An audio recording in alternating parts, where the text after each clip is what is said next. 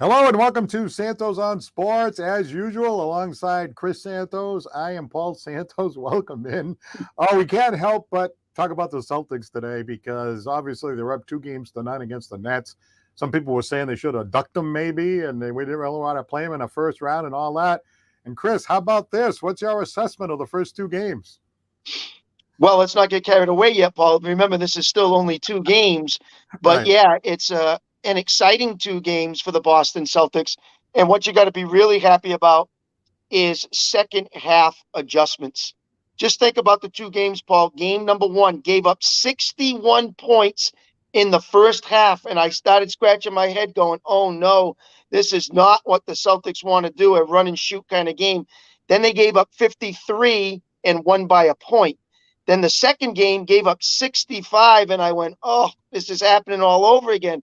But then only give up 42 in the second half and win by 7. So you get some second half adjustments. You put some real pressure, double teams on Irvin, double teams on Durant, make it very difficult for them to get it to the other players. And I think the difference with that is the Celtics are finding a lot of scoring, not just from the big 2, but from everybody.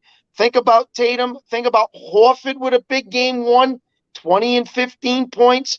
Brown had 23, Tatum 31, Smart had 20.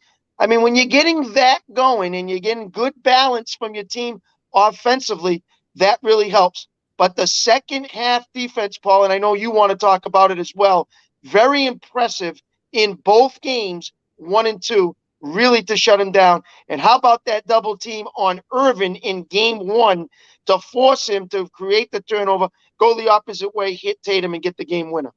Oh yeah, that was absolutely phenomenal. And I had the good fortune of being up there in game 2. My son working up there, and I got a few pictures I'm going to drop in during our podcast here, even a short video I want to play for you. But boy, the atmosphere in the building was the number one thing I noticed. I mean, that you're going to notice that anyway, if you go to a Bruins playoff game or a Celtics playoff game, so different than the regular season, the whole feel of being there. And then secondly, I really tried to pay attention to the Celtics defense. Wow.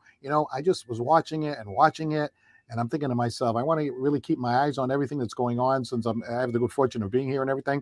And wow, the 5 players in unison, just like it was a 5-man unit. You know what I mean? Like if Marcus Smart was on a guy and they tried to switch off, the next guy was right there. I mean, Tatum played some great defense, as you said, Al Horford played a great game, both offensively and defensively. So, but that defense in unison, all 5 guys like on the same page. Wow, I was really impressed by that. And that, we talk about defense wins championships. That's the kind of thing that, I mean, you don't want to face that if you're another team looking at this. I agree with you there. And I think if you're Steve Nash, you're going to have to make some adjustments. And where you're going to have to do that, Paul, is the inside game. Right now, Drummond and Brown have done nothing for Brooklyn. They really need – Claxton's been okay. But the other 2 guys, and remember, Brown put out that bulletin board material for Tyson Horford. Yeah. And they've answered the call, especially Horford in game 1, going 20 and 15. And in Tyson game 2 with Horford, both 16 and 6. So compared to those guys, Brown only had 5 in game 1. Drummond had 8. Drummond only had 5 in game 2. Brown picked it up. He had 23 in game 2. Only because I believe Irvin had gone out early in that first quarter and second quarter. So they had to pick up the slack, and that's where Brown came in. So Nash has a little work to do on the inside game for them at home to get back into this series. Well, if you're watching this morning, please give us a call. Our new number there, 774-762-6234. Now, I shot a lot of video back in the old Channel 13 days there, Yes. So I just couldn't help but to shoot some video. And even worse than that, I couldn't help but throw a little commentary in there. There you go. Let's hear it. Yeah, we're having a little fun. About a minute and a half, and then we'll be right back to Chris and your phone call. So let's check it out. On TV.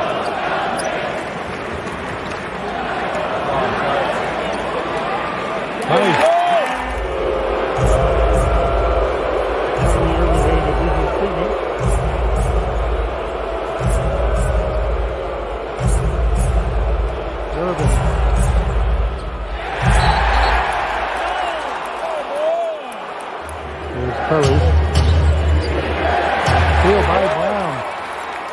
to Horford, to Tatum, back to Horford. He was open in. And he's fouled. Working back comes Durant. Horford with the steal. Smart on to Tatum. And he's fouled. Hard foul.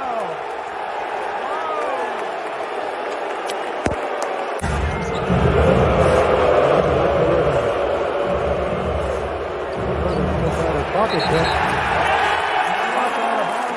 Smart. Nice for the jam.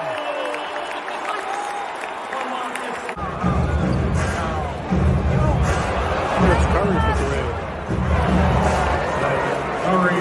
I like it! I like it! I like it!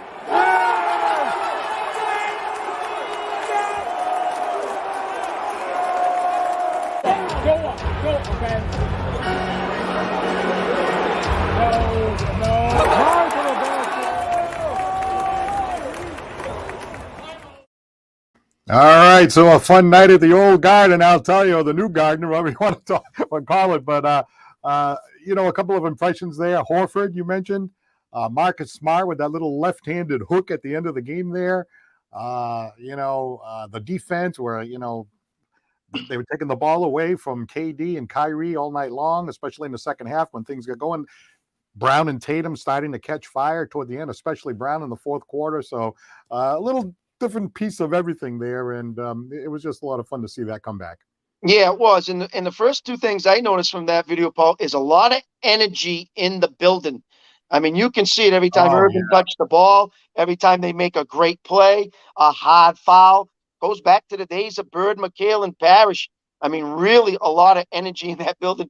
And then number two, Paul Santos just can't get away from that play-by-play. Has to get in there and get his talking in there all the time. So that's great to see too, Paul. And that's the energy that the Celtics fans and the Celtics themselves want to see. When they're home and they're battling against two great teams going at it, and Durant and Irvin, you find the way double team wise to really shut those two guys down. And you watched the good one there is when Irvin had the ball and Durant came up to set the high pick. Did you notice how Tice followed Durant, but he never let Irvin out of his sight because he knew that the pick coming around, if I can get Irvin and bother him a little bit, then back off and then let Smart get back on Irvin. So it was really played real nice, defended well, took a bad shot or creates a turnover. So it's nice to see that the defense right there really stepping up against two great players. Absolutely. And as far as the play-by-play, my son was sitting next to me and he's like, Dad, do you have to do that? I'm like, well, I was saying it quiet enough so I don't think anybody could hear me. So that at least that was we're having some fun. All right, let's go to our phones here. Hello, Ryan. You're on Santos on Sports. Hey guys, how's it going? Fantastic. How are you? Doing great. Boy, what a great week. Finishing game one, Marcus Smart wins the DPOI. That comeback. This team, I know they've been hard on defense all year, but they showed something. Though, be honest, I was ready to give up after the first quarter. Right. We couldn't. Right, Ryan. Your phone is breaking up just a little, so maybe you can try to find one good spot. Oh, okay. Hold on 1 second. Yeah. Yeah, that's weird. Got a better spot? Yeah, I think that's good. Go ahead. All right. So, like I was saying before, I was kind of ready to give up after the first quarter of game two. It looked like we couldn't stop a cold. Then come to find out in like the late third quarter or something, like, oh, we're still in this thing. The fight in this team is absolutely ridiculous. Absolutely ridiculous. And I've been watching basketball since 2018, so I'm not going to say oh, this is the greatest defense of all time, but this might be one of the top defenses that I've ever watched live, Right. Ryan, what are you noticing in the second half that Udoka has done to really slow down Durant and Irvin? When you're giving up 61 points in the first half and 65 in game two, I told Paul, I scratched my head saying, this is not what the Celtics want to do and run up and down and not play any defense. And yet the second half, they gave up 53 in game one, but only 42 in game two.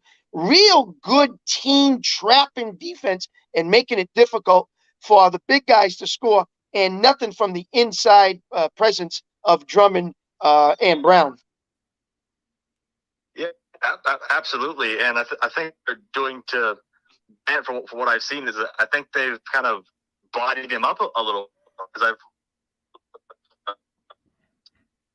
I've 7 could be part of the reason could be lanky as well. Hey, your phone's breaking up. Your phone's breaking up a little bit again. Oh, sheesh. A little breakup on your friend. Good day like this. You hear me good? Still shaky. No, it's still breaking up. Try one more. Try one more time. I'll try one more time. I'll go. All right.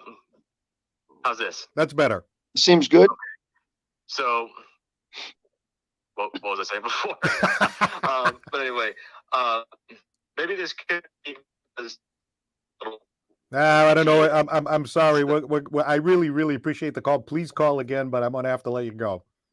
Okay. Thank you so much. Please call again and make some comments, and we'll pick up on that. Yep, absolutely. Thank you very much.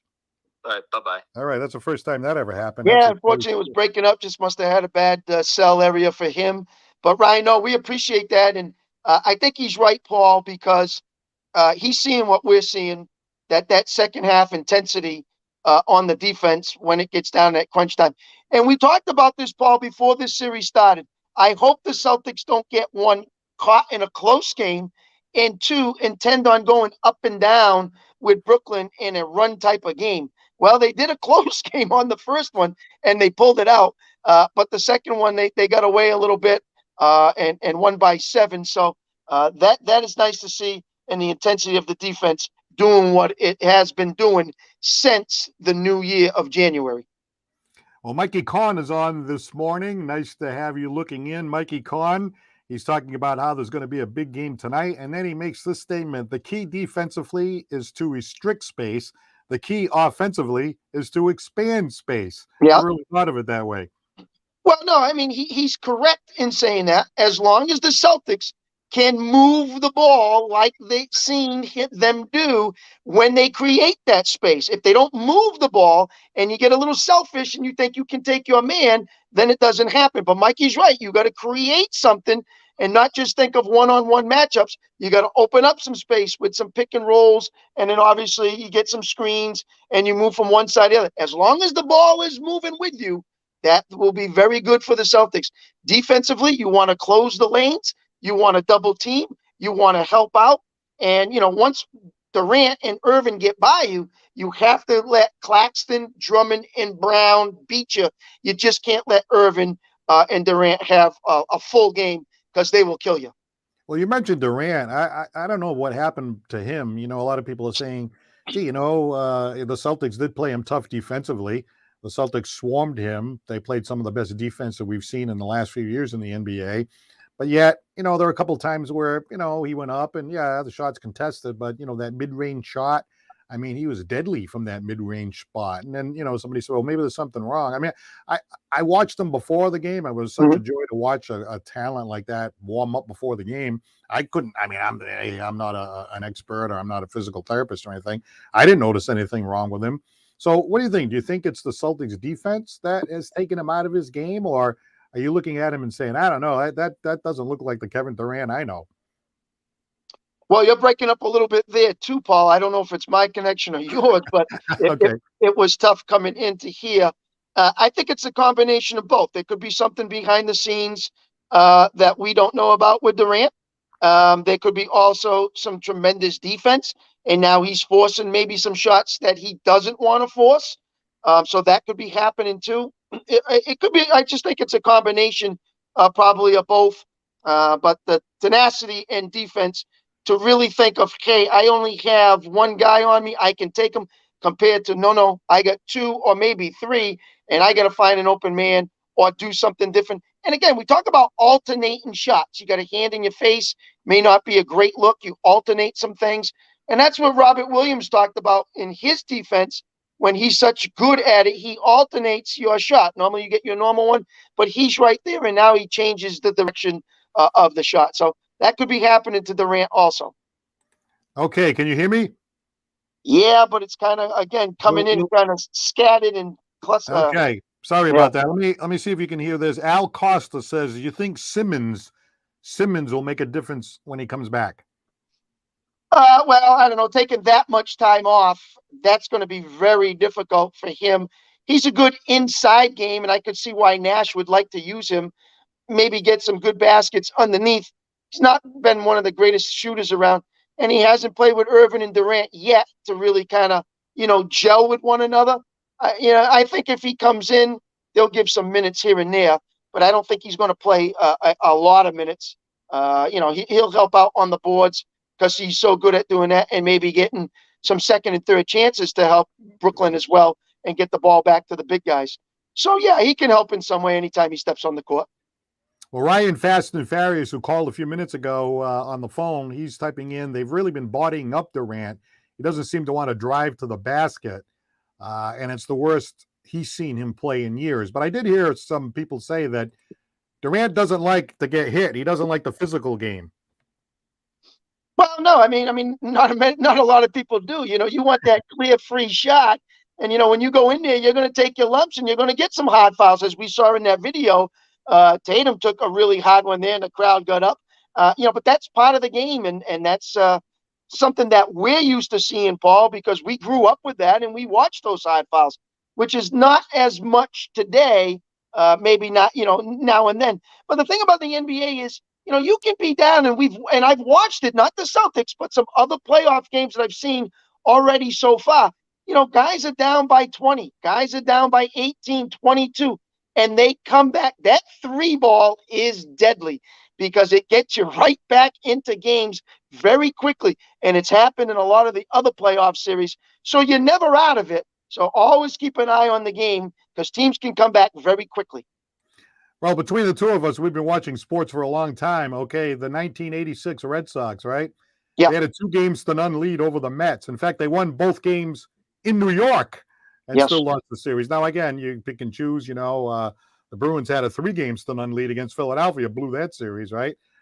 There are times where, the Bruins, you remember this because you're a Pittsburgh Penguin fan. Yep. The Bruins had a 2-0 lead over Pittsburgh, and I think it was the early 90s when Pittsburgh won the Cup. The Bruins had them on the ropes, and then Pittsburgh came back and won 4 in a row. And people were like, we thought the Bruins were going to win the Cup that year. So a series can turn around, right? But with the Celtics defense and the Celtics playing as a team and moving the ball around and all that, I mean, to me, if you just keep doing that, it's going to be tough for Brooklyn. Now, having said that, we've seen things like this happen before. Oh, absolutely. And obviously Nash is just not going to sit back and not make any adjustments. He's got to find a way to get some home energy in Brooklyn and find a way to get past some of this defense and get some inside game to go along with obviously Irvin and Durant, and then, figure it out as the game goes on. And figure out how to do a full game. If you're scoring 61, Paul, and 65 in a half, you can score on the Celtics. What are you doing wrong in the second half? I know they're clamping down and they're doing it a lot better. I get it. But you have to find a way to, go up against that and say, well, wait a minute, my offense has to get back going again. So how are we going to do that? And that's a big thing for Nash coming into game 3 and 4. Well, we talk about the Celtics bench, the Celtics role players like Grant Williams. And how about the gentleman that we like talking about all the time, Peyton Pritchard?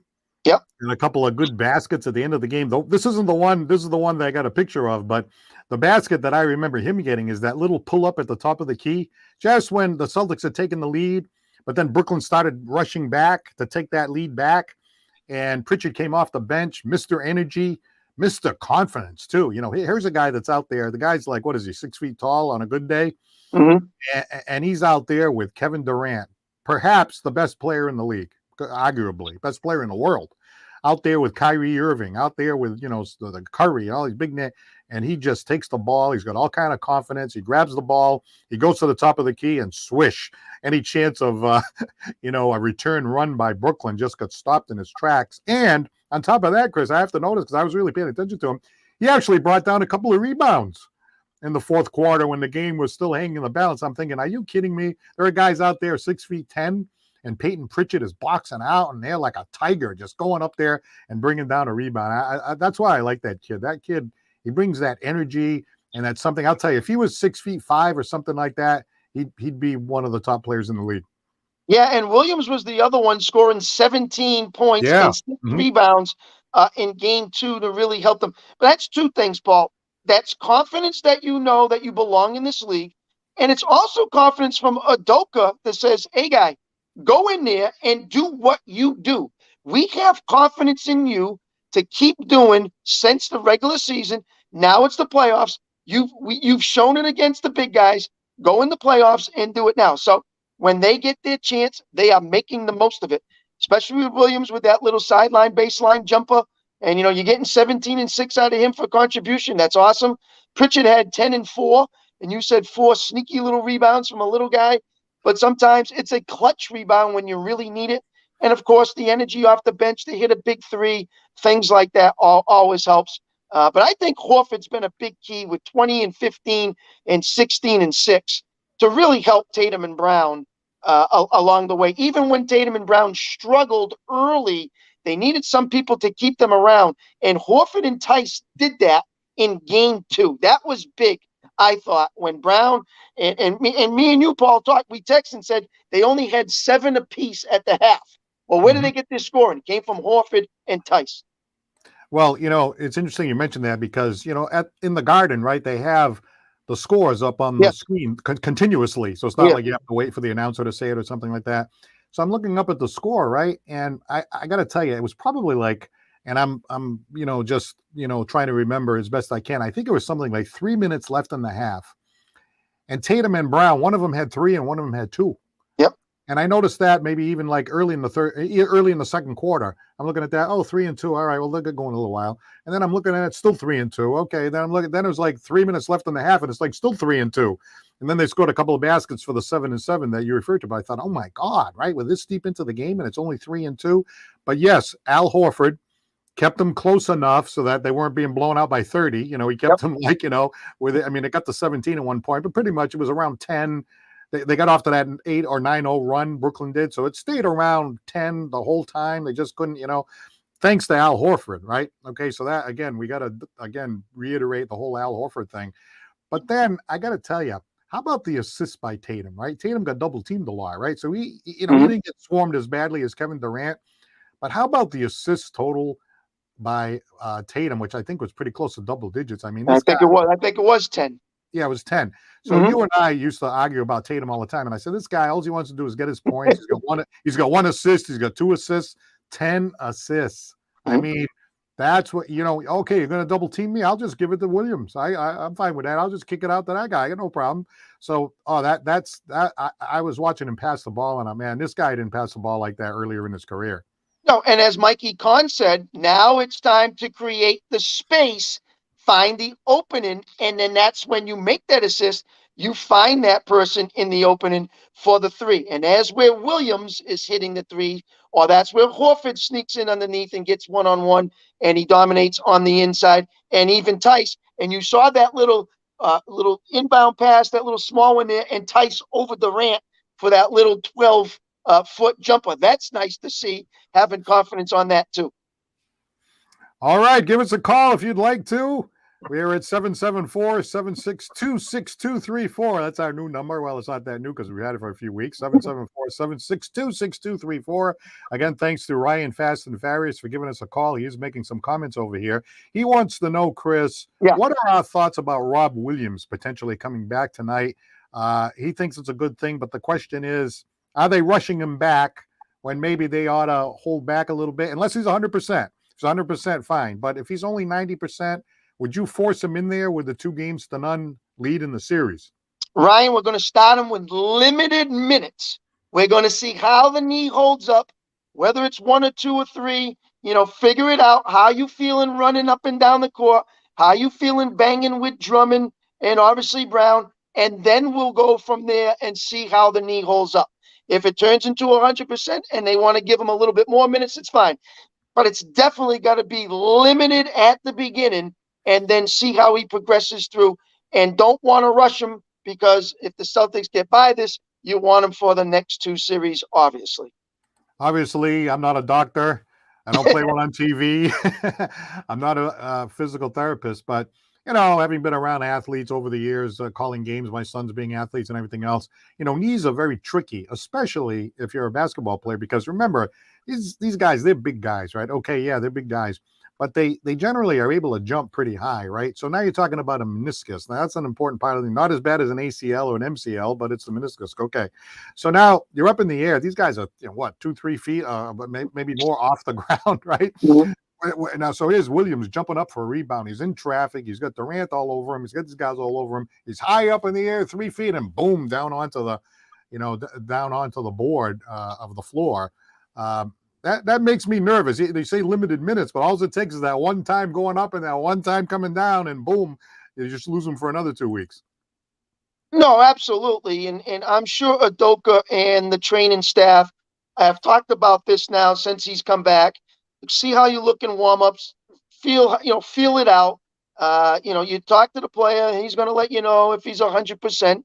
And obviously you don't want the bad thing to happen, which obviously is an injury, even worse, and then you're out after that. So I'm sure there will be a close eye on him. Start with that very limited minutes and then see how it goes from there. But they want to play. They want to get back in. He's a young kid. It takes the injury a little bit better than it would if it was an older player. So hopefully, we'll see if he actually comes in, and maybe they don't need him. And if they don't need him, then they can rest him a little bit more. So Tyson, Horford right now are holding up along with Grant Williams. So, let's not rush it too much, but I think he will see some limited minutes. All right. Well, we appreciate the comments that folks are making this morning. We're talking Celtics. Very, very exciting time right now as the Celtics are at least looking like they could be a contender and not a pretender. So let's see what happens. Al Costa has talked about shooting from the foul line. It's funny. I'm watching the game and I'm thinking to myself, okay, the Celtics are down by 10 and then they get it to 8. And then like somebody gets fouled and they go to the foul line and blow both shots, And then I'm thinking about listening to the old high school coaches, like the Eddie Rodricks and the Skip Cam. Got to make those foul shots. Practice those foul shots. We got to make those foul shots. Those foul shots, you lose a game by 1 or 2 points and you think about some time, 5 minutes ago that you blew both foul shots. So, I was watching both teams and I'm like, wow, Durant was uncharacteristically bad at the foul line. How about this guy, Al Costa is talking about, is it Claxton? Is that his name? Claxton. Yeah, Claxton. He was missing everything from the foul. Yeah. So he's saying just keep fouling him. As soon as he's got the ball, foul him. It is amazing that you watch players make 3-pointers. You watch players make shots that are longer than the free throw line. You watch players make shots with people in their face. And now you go to the free throw line, which is shorter, nobody in your face. It's just you in the basket. And they have difficulty making a free throw. So it is a psychological mind thing in basketball.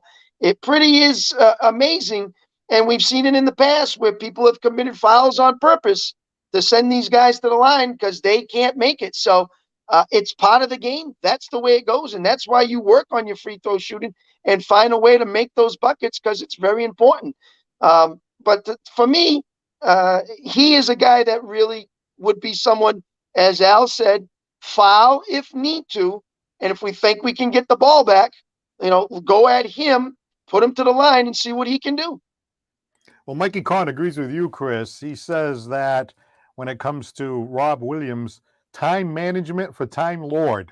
Yeah. So get him in there a little bit and, maybe it might be a situation where, the Celtics are down by 5 or the 8 or something, and maybe you throw him in there for a spark or something. Because, the way Horford has been playing, and even Tice, doesn't have a lot of that natural, ability that a lot of these other players have. But boy, is he giving you 110%. He has, and I would, you could make things different, Paul, if Brooklyn was dominating on the inside, like Philadelphia can dominate with Embiid on the inside. Right now, Drummond, Brown, and Claxton have not been dominating in the first two games, so I'm not really concerned too much about Williams having the play, to really get some focused defense on that inside game. Right now, they haven't done that. Now that could change. Don't get me wrong. Brown and Drummond and guys could get better and work on it. So we have to be careful on that. And then you make adjustments as the game goes on, as they always do. But right now they haven't shown it. So like I said, very very limited on Williams getting in there. We'll see what Udoka and his assistant coaches think as the game goes on. But right now, I would hold off unless he thinks he's getting really beat bad on the inside. Well, Mikey Kahn also says that the Celtics are very, very balanced, which is great to see. They're moving the ball around. I think it was in the first game. Then they have like 5 or maybe 6 players in double figures. I mean, that's a very well balanced team, and that helps them when they're playing as a team and moving the ball around. That everybody can score, everybody can assist, everybody can play defense, and they're all on the same page. Tatum 31, Brown 23, Horford 20, and Smart 20 in game number 1. You're moving the ball with 4 guys in big double digits. That is nice to see. And when the Celtics do that and don't have to rely just on Tatum or rely just on Brown, and they can spread the ball around, spread the wealth, and get points from a lot of people, then it makes it interesting. Game 2, Brown had 22, Tatum 19, Horford 16, and Tice 15. And even Williams with 17 off the bench. So that's Smart had 12. You're talking 6 guys in double digits there. So that means to me, Paul, that they're in sync of moving the ball, creating open space, finding the open man, getting to the basket, or taking the shot. And that's all you can ask for from an offense.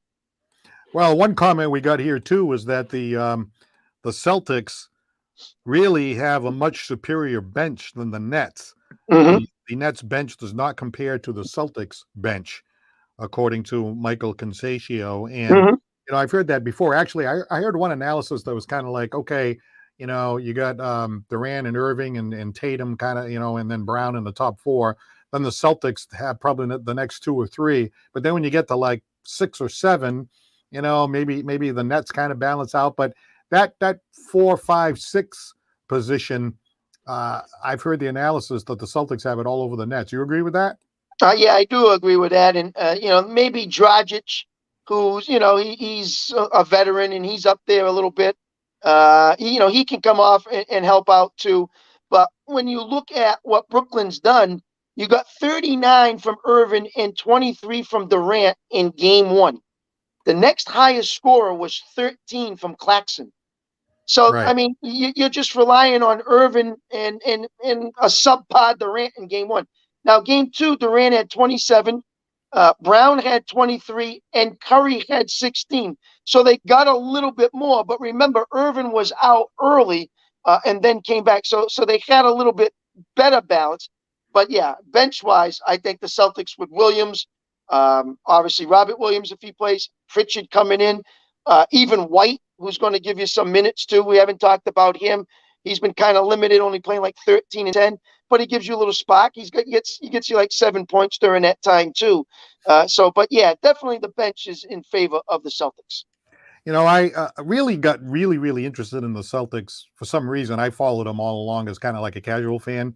But about 5 years ago, I had some back issues and I had spent some time in bed. I started watching the game, and it was because of Isaiah Thomas, right? So I'm about 5'9", 5'10", right? So I'm watching these games and I see these guys 6'10", and I'm thinking, oh God, look at these guys, right? Obviously, it's a big advantage to be tall like that. And there's nothing wrong with that. That's part of the game. If you're big, you're strong, you're an athlete, hey, that's all good for you. But I became such a big fan, and used to do this whole thing, miss the fourth quarter and all that. And I'm like, I can't believe this guy is the same height as me, and he's in there dribbling past guys 6'9". Okay, so he ends up running his course. He left. He was a very popular player. So Pritchard comes in, and it's kind of the same thing. I just get it as someone who's average height. Okay, I'm actually the size of an average male, the 5'9", 5'10", right? And I'm watching Pritchard go out there and do what he does. I just get a kick out of that. That somebody that size can let's see if I can find that shot. Oh, there he is. That can go out there and compete with somebody that's, my God, some of these players are almost a foot taller. Yeah, well, basketball we always thought was a tall man's game. I mean, if you had to average it out in the NBA, what would you say? 6'8", 6'11" might be 6'7", an average height for a ball player in the NBA. I mean, I'm not really sure. I'm just guessing. But when you see guys show the heart, the desire, the drive, the confidence in your game, find open areas, being able to drive, go against the big guys. And if you saw Pritchard there, if someone came over to him, then maybe he would lay it off underneath to someone else and get the score as well. So you have to give them as much credit as you can, because it is very difficult when I consider it a tall man's game. Well, Al Costa comments, whoever wins the 3-point competition will win the game. That sounds like an old school kind of a comment, because, the game has changed so much. You talked about the 3-ball. I think it is exciting that, you're 10 points down and it's like bing, bing, bang, and it's tied up. On the other hand, that old like low post, work it down, the analytics say you're better off just heaving it away. And a lot of times you're watching a game and it is kind of like, okay, if we're hitting the threes tonight, we're going to win the game. If we're not, the other team's going to win the game, kind of a thing. You know what I mean? And I mean, there's a lot more going on than that, but I've heard a lot of people say that is the downside of everything's from the 3-point range now. Well, and it goes by sometimes the talent on your team. You can have a couple of guys, and I've seen it from some of the other playoff series. The Denver Nuggets, they like to get down low to Vukovic down there. Obviously, the Sixers like to get it down to Embiid in there and like to work his magic and get fouled and go to a line. And then obviously you want guys underneath there getting an opportunity to get second or third chances, whether they put it back up and go or get it and go back out and hit the 3-pointer from that way too. So the inside game is still very important. It may not be as many as we've seen when we grew up compared to what it is now. And yeah, the 3-ball is important and it changes the game. And a lot of kids are shooting, growing up, learning, hey, I want to take that 3. And it has changed the game, but I still think you need inside presence, even from Tice, even from Horford, Williams and Williams. Get those guys crashing, set some picks, open some lanes. You need some inside presence, and I don't think Brooklyn has anything to stand against those 4 guys with Brown, Drummond, and Claxton. I just don't see it.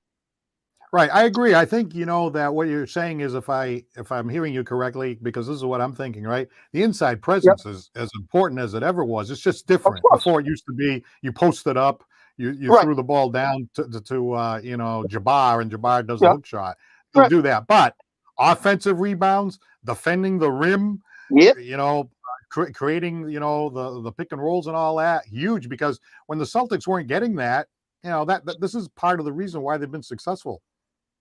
I think so, just as much, because remember, Tatum and Brown bring up the ball, or Smart brings up the ball, and then you find as they work the perimeter, if they have something, you can work an inside-out game or an outside-in game. There's different ways to do it, and what you have out there on the floor sometimes dictate and determine that.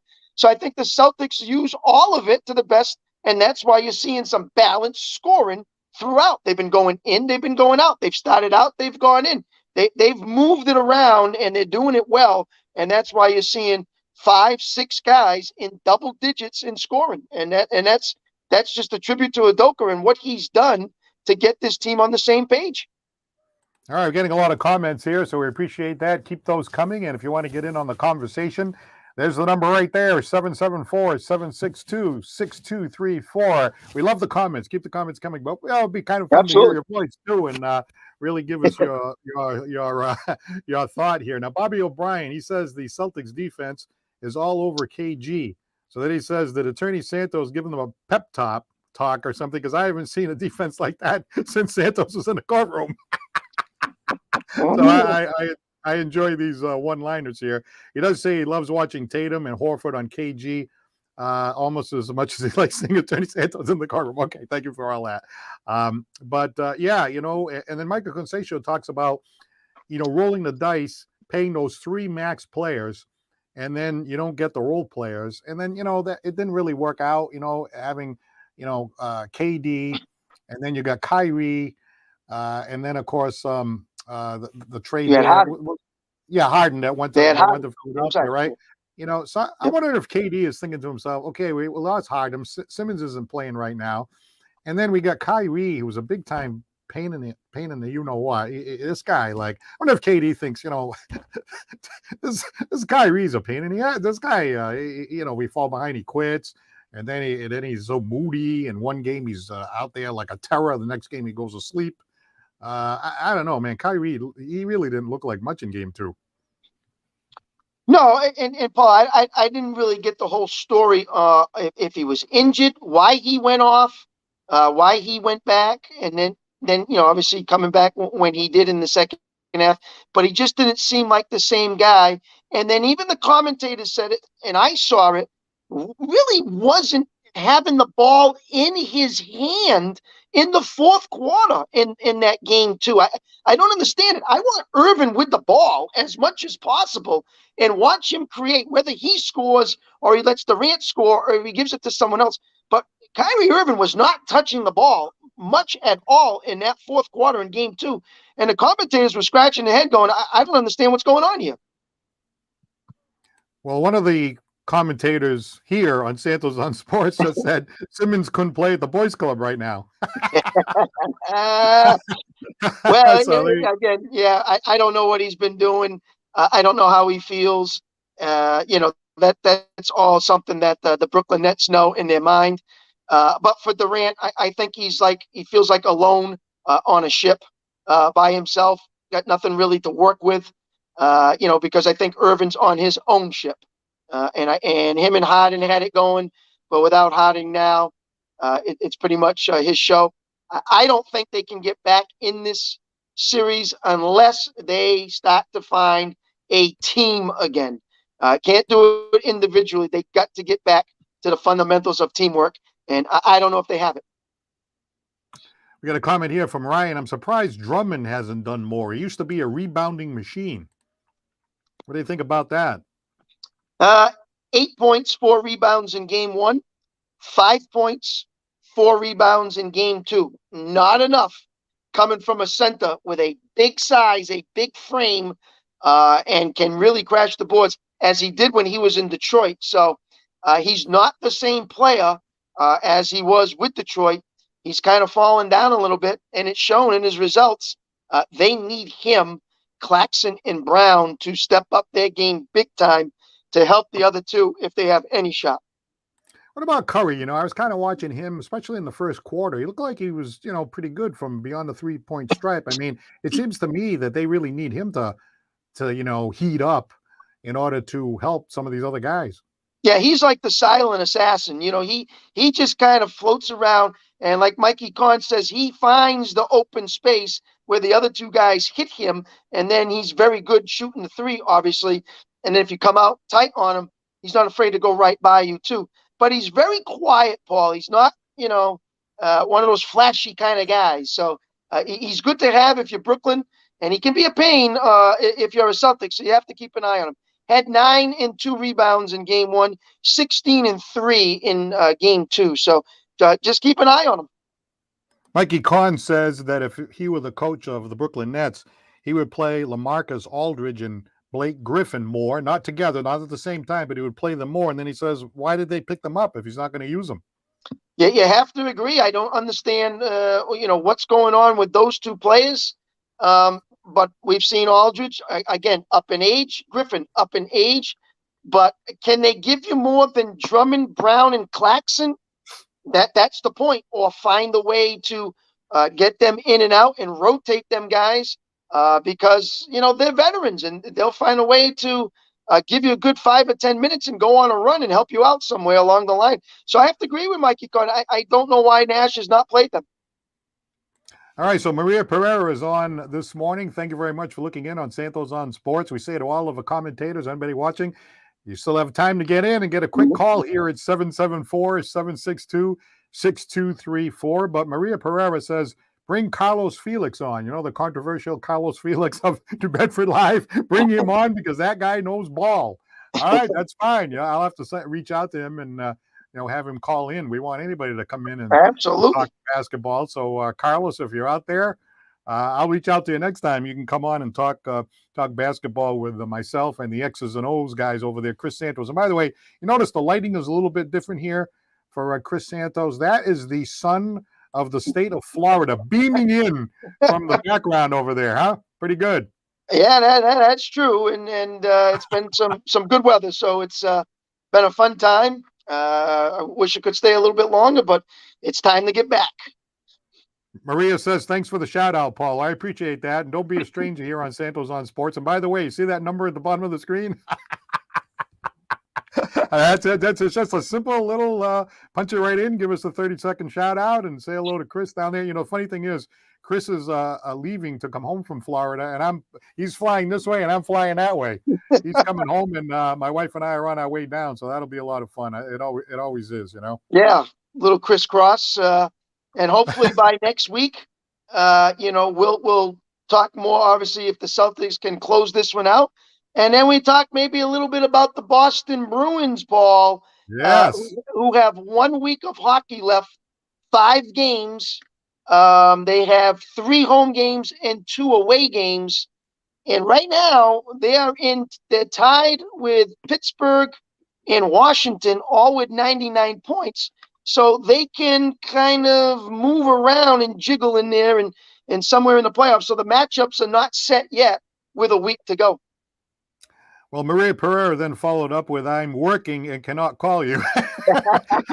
So by listening to her, she's already like pushing the envelope, you know. That's right. So maybe next time. But thank you very much for looking in. We love talking sports here. Yes, you know who I was texting with the other day, Chris? Yesterday, actually. Tommy Mulligan, the head trainer for the Tampa Bay Lightning. I just gave him a shout out, and he was like, I said, good luck in the playoffs because, hey, they could line up with the Bruins, right? Yeah.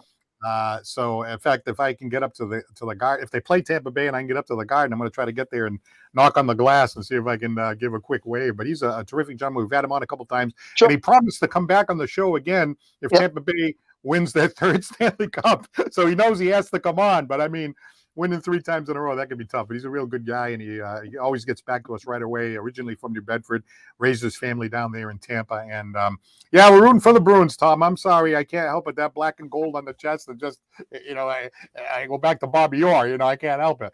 But if they get eliminated, that I'm with you at that point. But when it comes to the Bruins, Chris, it's all about health. Just I understand Pasta might be coming back, the defenseman there. Swayman has a few good games. That last one a little shaky, but I think the defense hung him out to dry a little bit. If they can just start the series healthy, I don't think these last few games, whether they win or not, I don't think that matters that much. Yeah, they got the Rangers, Montreal, Florida, Buffalo, and then end with Toronto. So obviously some good matchups, gives you that kind of, feeling going into the playoffs. And again, health is obviously important for them. They're all tied up with, like I said, Washington and Pittsburgh. You beat Pittsburgh 2-1. You play the Blues, great win 3-2, and then you get shut out by Pittsburgh 4-0. But even that game against Pittsburgh 4-0, they shot 52 shots. Some quality chances, couldn't convert. And on the opposite end, Cassidy said there were some saves there that, I wish would have happened instead, and we didn't do that. So. It was one of those kind of games where they let it go. Again, my big concern for the Bruins is the longevity of the playoffs in a series than just a 1-game elimination. So I think it will be a little bit tougher for them once they get into that and have that playoff to see if they can, win a few games during the stretch in time for playoffs. Shout out to Don Silva, who watches both of our shows that we do, the comedy variety show and the sports show. So, Don, thank you very much for looking in today. We really appreciate it. And, when talking about the Boston Bruins, not only the health and the stuff like that, but, Coach Cassidy, I like him. I think he's a great coach. But, boy, he really ripped in. I think it was the night that I went to that St. Louis game. I'm driving back, and I'm listening to the press guy. He just ripped the team to shreds, there was a play there where Coyle had the ball, puck at the blue line, and he was kind of, stick handling. And next thing you know, they stole it from him and they went down and scored. And he's like, you can't be, dangling around with the puck at the blue line with 3 guys on you trying to make a fancy play. Get it down on net. He wouldn't have got it down on net, and it ended up on net. And then after that, some commentators were saying, yeah, he shouldn't do that. He's a little bit too rough. Maybe the front office talked to him, and because the next time he toned it down a little bit. Well, I don't think he toned it down much, because the next press conference, like you said, Swayman had a couple of good games in a row, and he was like, well, they got to go there, and I wish we probably could have used a save there. I'm like, Jesus, hey, you got Sidney Crosby and Malkin, all these guys coming down. I mean, for God's sakes, yeah, we could have used a save there, but I don't think he gave up anything really soft. You know what I mean? But I generally like that. Mike Milbury, I heard an interview with Mike Milbury. He hates it. He thinks it's terrible. I like it a little bit, but I wouldn't want to see them go overboard either. No, and as a coach, obviously you have to be very careful of how you speak, and very careful, because the public and the media will blow it up more than probably what it is. So that does happen. I don't mind calling out as long as you do it a graceful way, number one. And 2, you do it because the person continues to do the wrong message. You want to make sure that message is known, not only to him, but the whole team, to say, hey, we need to change and be better and stop doing what we're doing. Yeah, I generally like him. I think he's been kind of like a straight shooter. One thing that's refreshing is, how a lot of times you hear these press conferences, and, a lot of the players now, they're coached on what to say, what not to say. That's why when White, who plays for the Nets, talked about how, we'll just take the ball to Horford and and Tice. It's like, no, don't say that. You know what I mean? You'll notice from Tom Brady all the way down, it's always like, oh, yeah, we're playing such and such a team. They're a good team. They're going to be tough. We're going to have to play our best game to beat them. And it's all that blah, blah, blah, same thing, all the time. So at least when Cassidy speaks, at least he gives you something that he's really thinking. You know what I mean? Yes. So I do kind of like that. Yeah. And some coaches, feel they can get away with it and be quiet. Some coaches feel they can get away with it and be loud. So some want to do a little bit of both. And, you can go down the line of teams and how they present themselves to each coach. And each coach will tell you, this is how I like to coach. And they're all different. So some guys will say, boy, I really like playing for Butch Cassidy. Some guys will say, man, I can't stand his style. But, yeah, I'm on that team and I do what I can. And same thing with all these other teams. And that's what you have to do when you're a head coach. You got to find a way to spot your players at the right time, whether it's goaltending, whether it's offense, whether it's defense, and whether it's that calling them out a little bit, whether it's going in the locker room, pulling them off to the side, whether it's on the bench, whether it's right then and there when he comes off the ice. There's all kinds of ways to do it, and you got to watch each player because they're all different. All right, last call, not for alcohol. Yeah. Last call to make a call at 774-762-6234. Give us a shout, say hello. Keep the comments coming. We like those too. I wanted to ask you about some of the other teams, not only in hockey, but in basketball. Yeah. I've been watching some of these other teams, and of course, we Celtics fans, we get it one game at a time. We got to get by this round. Obviously, Milwaukee. I was watching some of the West Coast teams. I was watching Dallas one night, right? So I'm looking at Dallas, and I'm like, where's Luka? Well, Luka was injured, but then they had this rookie point guard, Kevin, I forget what his last name was, Drummond or something like that. He was nasty. And then there was another player that was hitting, this tall guy was hitting these threes, and I see Luka on the sideline cheering him on. And it turns out he's going to be out maybe for most of, if not all of this series. And I'm thinking, wow, Dallas can win without him. I thought maybe if he was out, that was the end of them. But so in other words, they're a team that, if Luka comes back, they get by this round, and Luka comes back, maybe they could knock somebody off. I don't know. Everybody's talking about Phoenix. So there's a lot going on in the Western Conference. There's no LeBron, which we haven't seen that in a long time. And then the Eastern Conference, obviously got Milwaukee down the road if the Celtics are fortunate enough to get by the Nets. You got Miami kicking around. You got some of these other teams, So who would you would say would be the top 2 or 3 teams that you think could really go and win the whole thing? Yeah, let's not forget about someone called Golden State out Yes, there, yes. because right now Curry has got them back where they've wanted it with Thompson and Green and some of more of those guys. So I thought the big injury was Devin Booker from Phoenix, Mhm. who I think is a great player. Watched him a few times too. So I think Phoenix, if they can get him healthy, can come out of there with Golden State. I think those two teams could be pretty impressive. On the opposite, you got to keep an eye on Philadelphia. Middleton just got hurt for Milwaukee, so that kind of hurts them a little bit, and that puts a lot on Giannis. But Philly's strong with the inside of Embiid and Harden, of course. So you got to keep an eye on them. And then even Miami. I mean, Chicago's, don't take them lightly. And Miami's run right through them like a steamroller. So Miami's playing very good. And Jimmy Butler looked really good the other day. And I watched that game, and they came on afterwards, and he says, "Hey, the coaches want me to do a lot more.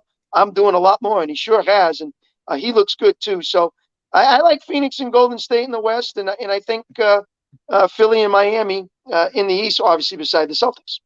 Well, you talk about Miami. I tell you, I always picked the wrong game to go to, except I picked a good one the other day. But, I went to see the Bruins. They lost to St. Louis. Then I went to see the Celtics. They lost to Miami.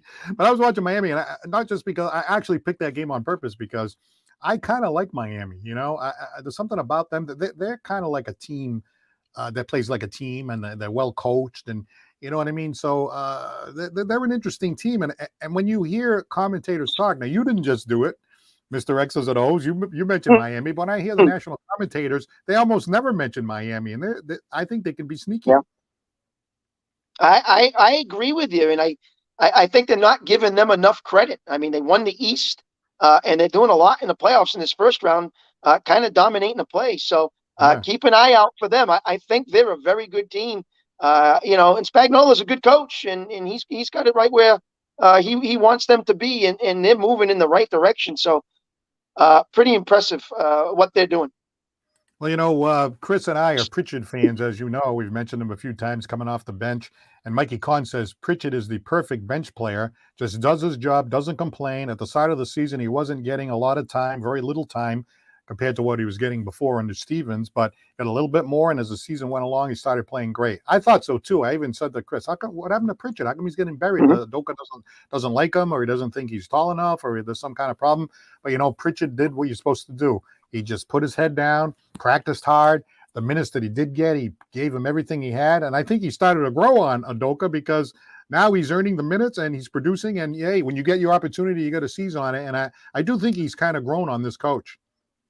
Yeah, I agree. I mean, he's only a couple of years in the league, so it's not like he's way out there in fifth or sixth or seventh year. So I think Udoka uses him at the right time when he's really needed. Spark of energy. You talked about it many a times.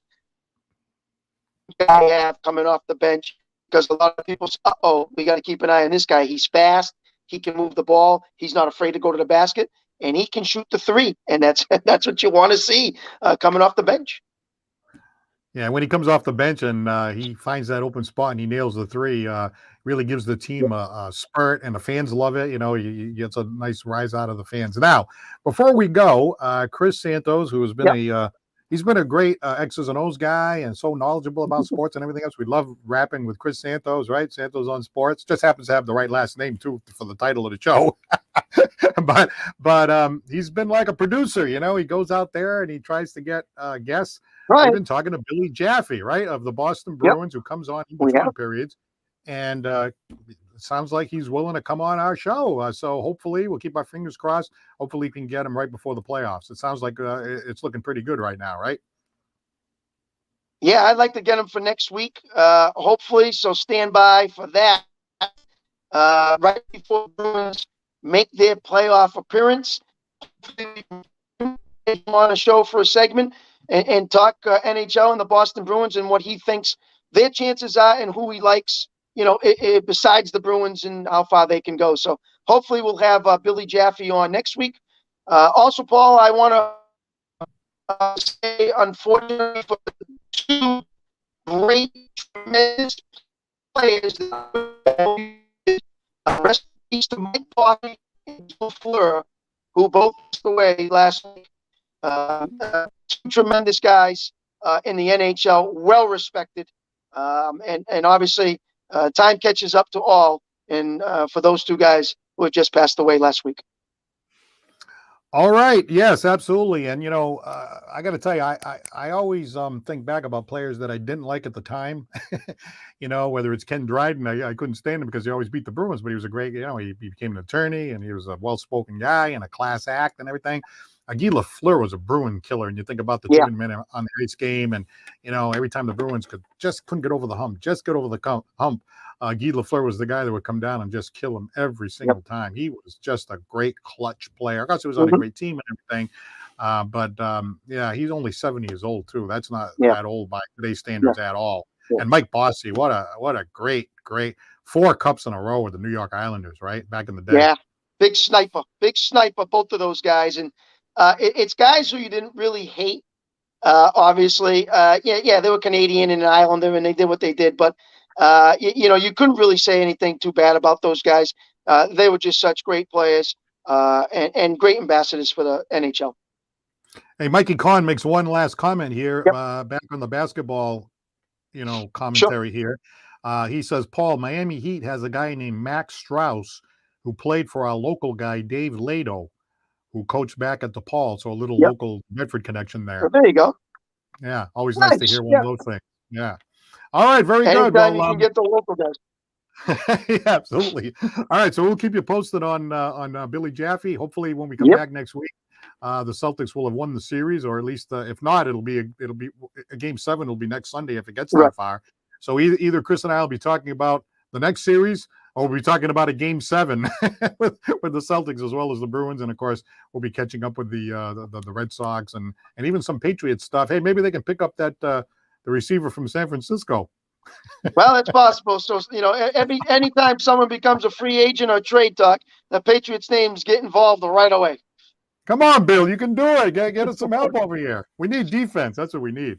Anyway, hey, Paul, it's great to see you, and we'll talk next week, and hopefully we'll have Billy Jaffe on. All right, for Chris Santos, I'm Paul Santos of Santos on Sports. Have a great weekend, and we'll talk to you again soon.